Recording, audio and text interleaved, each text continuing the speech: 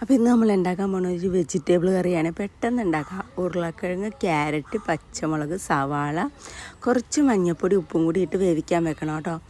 അപ്പോൾ വേറെ സാധനങ്ങളൊന്നും വേണ്ട. നമുക്കൊരു 10-15 മിനിറ്റ് കൊണ്ട് ഉണ്ടാക്കിയെടുക്കാം. ഇത് നന്നാക്കി വേവിക്കേണ്ട താമസം മാത്രമേ ഉള്ളൂ.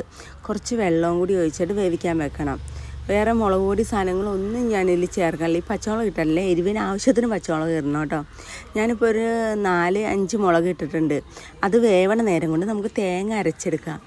തേങ്ങയിൽ പ്രത്യേകിച്ച് ഒരു സാധനം വേണ്ട. പട്ട വേണം, പിന്നെ പെരുംജീരകം, ഇത്രയും സാധനം മാത്രം ചേർത്താൽ മതി, വേറെ ഒന്നും ചേർക്കണ്ടേ. അപ്പോൾ തന്നെ ഒരു നല്ല ഫ്ലേവർ വരും കേട്ടോ. ഇത് കൂടി ഇട്ടിട്ട് നമുക്ക് നല്ലപോലെ അരച്ചെടുക്കാം കേട്ടോ. ഞാൻ അധികം തേങ്ങ എടുത്തിട്ടില്ല, കുറച്ച് തേങ്ങ എടുത്തിട്ടുള്ളൂ. അധികം എടുത്തു കഴിഞ്ഞാൽ ഭയങ്കര കുറുങ്ങലായിട്ടിരിക്കും. കുറച്ച് ചേർത്താൽ മതി, അപ്പോൾ നല്ല രസമായിരിക്കുമല്ലോ കേട്ടോ കൂട്ടാൻ.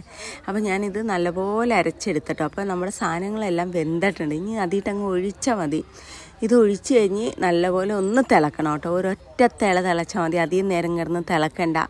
ആവശ്യത്തിന് ചാറ് ഒഴിച്ചാൽ മതി. അധികം കുറുങ്ങിയിരിക്കേണ്ട, എന്നാൽ ലൂസായി പോവുകയും വേണ്ട.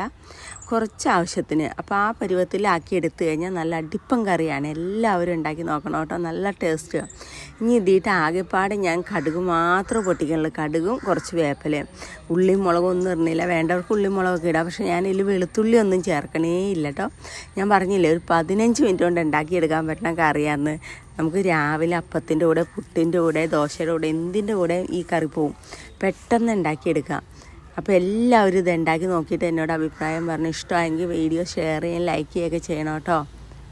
അപ്പോൾ ഇന്നത്തെ വീഡിയോ ഇത്രയുള്ളൂ. Okay, by.